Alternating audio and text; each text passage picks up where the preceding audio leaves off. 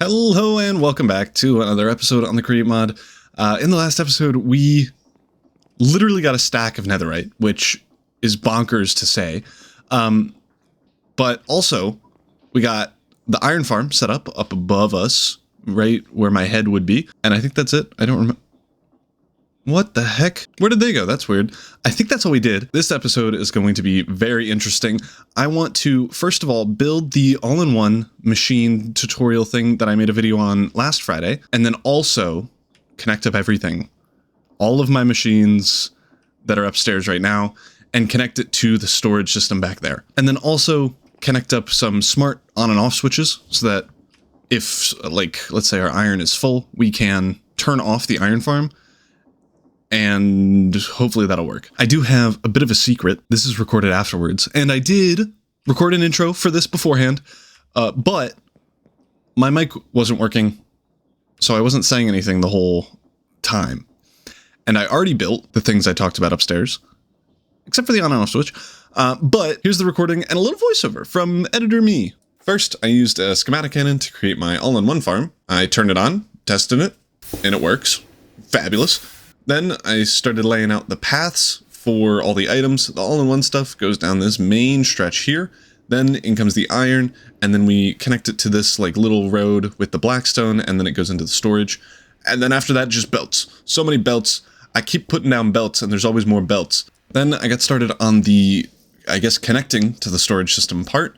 It's basically put a hopper down, comparator. If the hopper's full, the redstone link turns on, preventing any blackstone from leaving the chute, and we can see testing it here.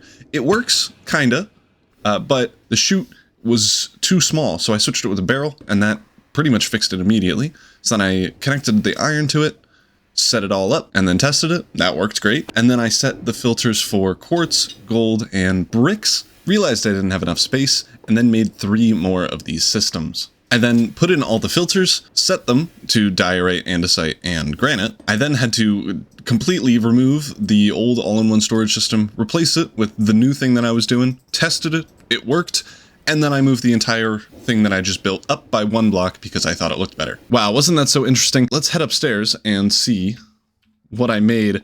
This thing is crazy and it looks so cool. I'm so glad at the way it turned out. And when I finished editing and recording that video, I thought of a way better way for all of this stuff, and I'm really annoyed about it. I could rewire all of this again, and I think I do that because we have an extra block under here that we are not using. There is open space right where this target block is. We could just have the hopper going straight down into a drawer controller slave and make this a 1 wide tileable thing and save so much space. Even though this looks sick, I think it'll look way better if we just have rows and rows of the stuff. But I think we do that a little bit later, because right now it's working. I want to, if I show you here, we currently don't have like toggleable on-off switches. I know over here, we technically have one where we have the comparator output going into here, which would work, but I also want to turn it off if this is powered, which means our drawers are full with iron and we don't need any more. And then that will power this system instead of this comparator. So I think all we need to do, at least for the iron one, is add another one of these, set it to receive mode, and then I think if I grab iron, put it in the red one, there we go. And then if I just pretend that the iron is full by filling up this hopper, this machine should turn off. Yep. And then if, let's say the hopper is done being full, it should turn back on again. Oh, sweet. Okay, so that's super easy. I just need to do the same thing for the rest of these contraptions. This one should, again, be pretty easy to do. And then the one over here, I'm not sure how to do it. So obviously we can already see granite is full. Let me turn it on. Granite is full. Andesite is not yet. Gold will pretty much never be full. And then quartz and bricks obviously aren't full. So I'm not sure, like maybe what I do is if like 3 things are full, then it automatically turns off. But then again, this is kind of my main source of quartz and bricks. So maybe if everything but gold isn't full, then we turn it off? Because then it's just wasting resources, right? And we already have 300 something diorite in there. Again, there's really not a good way. Oh, and now everything is full. Well, there's that. Yeah, so I'm not sure how I want to do this. I think, first of all, I need to set up a way to get the bricks to be toggleable, because they're not at all. They just send straight over there. And then I need to configure this thing over here to have a smart on and off switch. And then empty out my inventory, because oh my god, I have so many drawers. I have too many things. Okay, so the smart on off switch should be pretty simple. I think if I just connect this thing, set it to receive mode, and then for Blackstone, once that fills up, that should, if we can test it, I don't even know if it'll be... Oh, you know what I was doing? Oh. I was testing to see if the drawer controller slave would work with a... That's not the right one.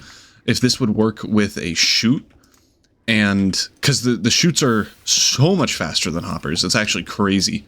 Like, it goes a stack at a time, and this is so much faster. Oh, actually, I can't do that, because the reason is because the chute doesn't interact with the comparator.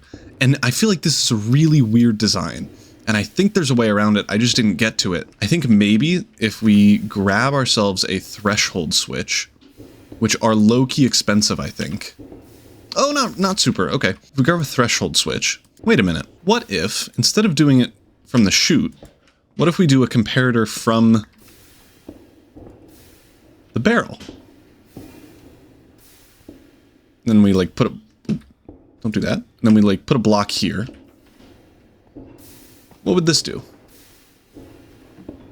It's too fast. Yeah, I think this would work. So if we put a comparator up against the barrel and wait, what, two ticks or two redstone lengths away, that'll work. It'll be tileable vertical. I think it'll still look really cool. I think that's the way we do it. Yeah, so let's see. Okay, so we got to 2 stacks, and this thing turned on. So this should turn off now. Why is it only a power of 1? Is that how the redstone links work? Oh. Okay, it actually wasn't a difficult fix at all. All I had to do was move this over here so that it's 1 block away. And then it just does its thing. Oh my god, I broke these blocks where the crushers are, and now we have so much gravel. Oh no. Okay, I'm gonna have to go pick that up. I was wondering why it was lagging really bad when I looked over here. Okay, I'm just cleaning up this area now. I think we have all the on and off switches for everything. I don't even know if we can turn this bit on and off. So I'm not bothering with that just yet. But we have it for everything else, pretty much. And I also put in just a failsafe one, so if something like smoothstone goes on it, it won't be the end of the world. But now I gotta see if all this gravel is gonna fit. Oh, okay. Oh my goodness, that is at least 2 inventories of just straight gravel. Oh my gosh, no wonder I was lagging so bad. I was looking over here and I was like, the iron farm used to not be this laggy. It was because I literally had stacks upon stacks of just gravel. Oh, I forgot to replace the floor. Okay, everything is now fully cleaned up. Still haven't figured out if I want to have a smart on and off switch for this. I probably won't. It'll probably be okay. Yeah, because the worst case scenario is that this whole thing backs up. And I still don't think that's too big of a deal. I think now what I want to do, I am going to reconfigure these so that it works super cool like and works correctly so that we can have 1 full line just work and have it be 1 wide tileable like this little line here. And I suppose so the reason I thought that I might need repeaters here is so that the lines don't intersect, but I think once it gets to 2 and turns off the system, it shouldn't go more than 2 because the system's turned off.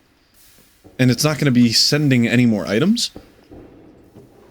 So I think it's probably fine. But I suppose we'll have to test that when it comes to it.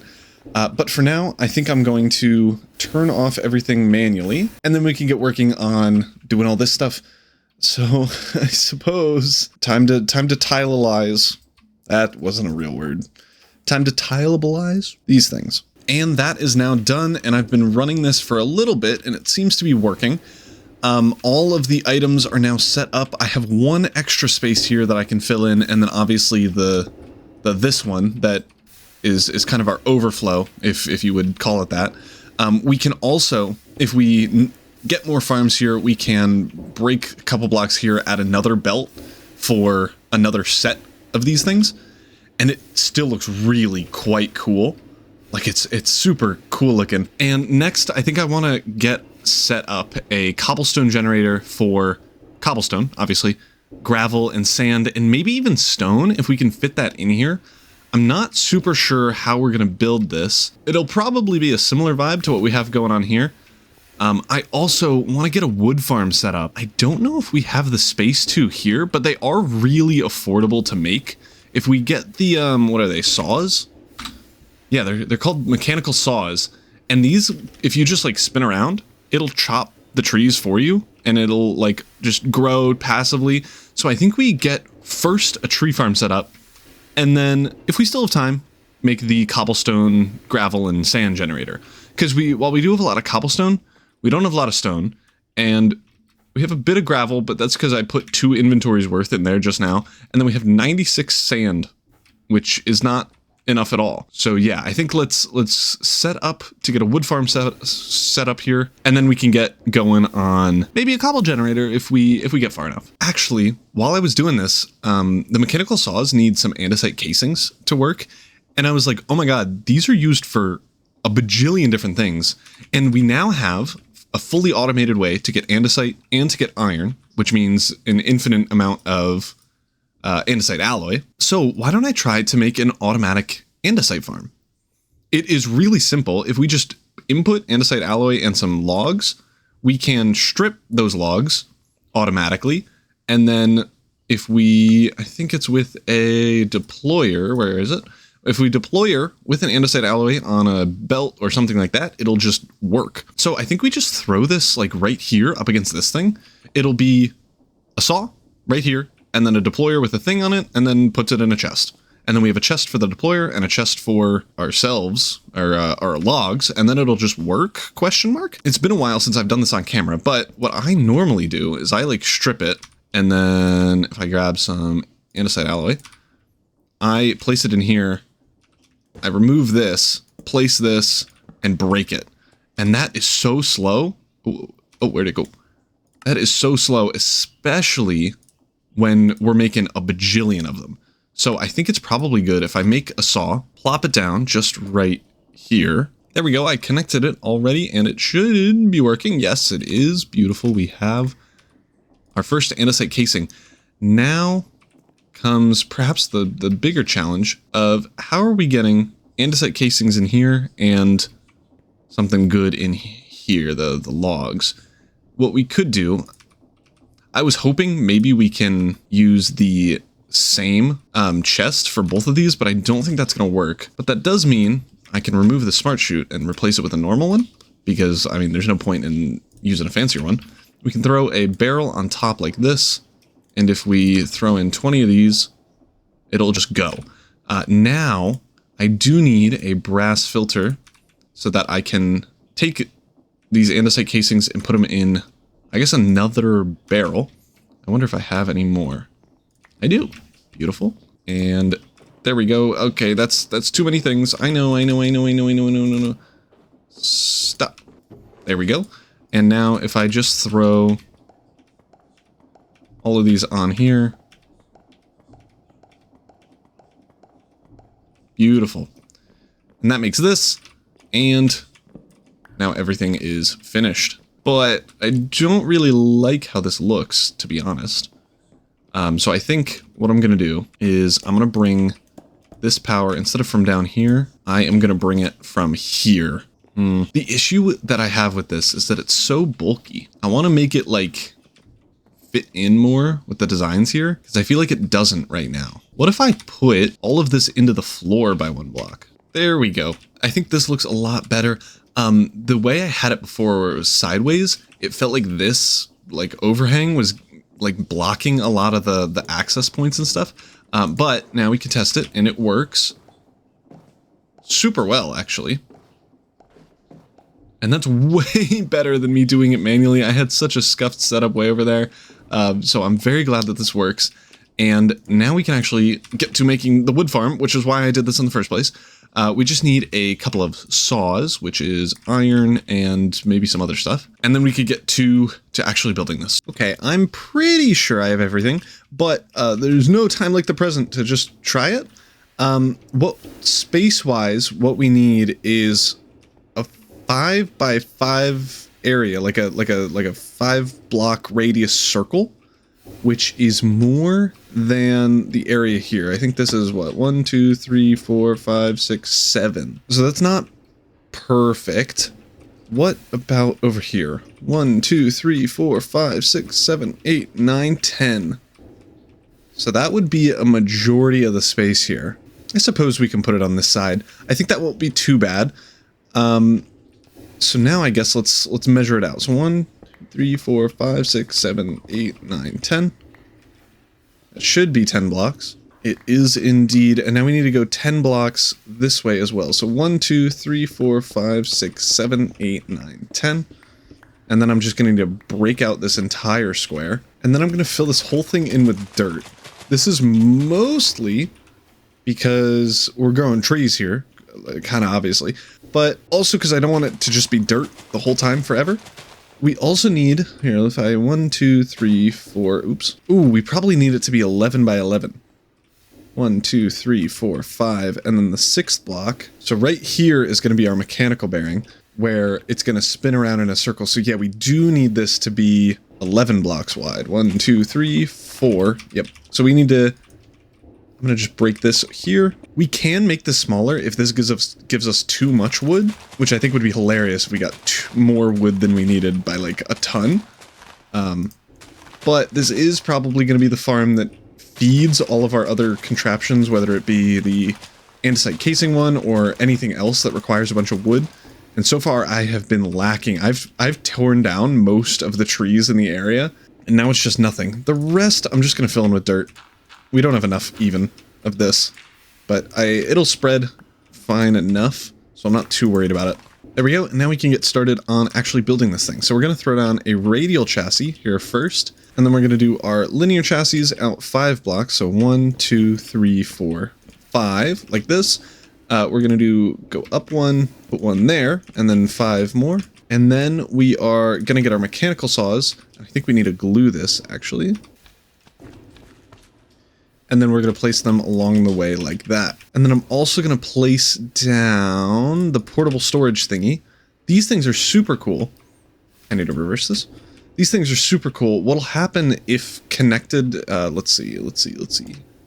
Is it that far away? I don't know. Well, you'll see in a minute, but basically, if this thing's spinning around, if it has items, it will connect to the other half of the storage interface and dump out all the items, and until it's empty, it won't move, which is super, super neat. And then after this, I need to glue these three things together so that this is actually part of the structure. And then on the backside here, I'm just going to glue those together, and then I'm going to place deployers facing downwards here. There we go. I'm also going to rotate these just so that it's easier to access the filters on them. And then I actually have to go get saplings because I don't have any. And then we just have to set the filters here. And I guess I'll put it in his hand. I don't really care about that though. And I guess I'll do 2 oak sapling ones just for funsies. And then also spruce. Okay, I tried it. This was way too fast. So instead, I don't even know how I slow this down. Here, let me show you how fast this was. Oh no. Oh no. Oh no. Oh no. Oh no. Oh, here we go. Now it looks like it's working. Let's see how good it is at cutting down trees. Because, okay, it's breaking this 1 block. it breaks all the wood connected to it. That's actually sick. Okay, so that means this is going to work. I updated it. The tutorial I'm following is by someone named Rocket14, and it looks to be a way older version of the Create mod. So they had a mechanical bearing here. I just updated it to a windmill bearing and threw in 8 sails, and that seems to be great. It doesn't require any power at all, which does mean that I can't stop it, but also it doesn't require power, so I don't really care if I can stop it or not. At least kinda. Next thing I need to do is set up the storage of it. We're already getting a lot of stuff. That's fun. I'm not sure if cherry saplings are able to grow in these conditions. I'm not sure what their grow conditions are, because they do like sprout diagonally and stuff. And I'm not sure if it's going to work for a couple other reasons because of that. No, I think it should. If cherry blossoms can grow, then I think it will work. But that's kind of a big if. Okay, I have the portable storage interface all set up. You can see here, it wants to kiss, and then it goes into this barrel. The barrel for the time being, because I don't have any of the filters here set up, so as you saw, it got a couple oak trees maybe, and this is the stuff that came from it. So I will need a filter for oak logs, sticks, saplings, apples, everything. But I was thinking, I don't need a filter for saplings, because if I have the default one, it will just go into the storage system. But what happens if it fills up? Which is why I'm going to set, like, up here. Oh, I already have it. Yeah, I already have a void upgrade for saplings that deletes all the extra saplings. Which means this won't ever be turned off. I'll only stop or start powering the chute, which means items can no longer be put onto the belt system here. But I don't care if I have too many saplings. I only care if I have too many logs. So I think I'm gonna just have like sticks, apples, and saplings, and maybe leaves. I don't know if it collects leaves, but if it does, also leaves, and have them all voided and be the default throw out, like just the default one here. And then that'll make it so I can actually have filters for important stuff that I want, like cobble or sand or gravel or any of the logs here that I'm making. So far, these cherry saplings have not grown. I think maybe it might be a good idea to try to bone meal them to see if cherry saplings will grow in this condition anyway. The reason I'm saying this condition is because cherry saplings are the only one out of spruce, oak, and birch that can grow like with branches and stuff. I mean, it did cut down one of the Big Bertha oak sapling ones, but none of the cherries have grown, and I'm curious. That means they can. Beautiful. Okay, so there goes my worry. So we are going to get cherry stuff, which is great news. And then I think it's just mining the oak. Oh. Uh-oh. Okay, I was worried that bone mealing was going to break it somehow, but that doesn't seem to be the case, so that's really good news. Okay, so yeah, cherries, saplings work. I've gotten all of the other saplings. I mean, there's a spruce tree right there that's grown. So now we know that everything can grow. I think the cherries just take a while. While that's doing that, I'm gonna make the filters and then we'll set them, I suppose. Okay, this is now set up. It looks beefy. I forgot to put in the redstone links. It doesn't super matter though, because we don't have any filters set.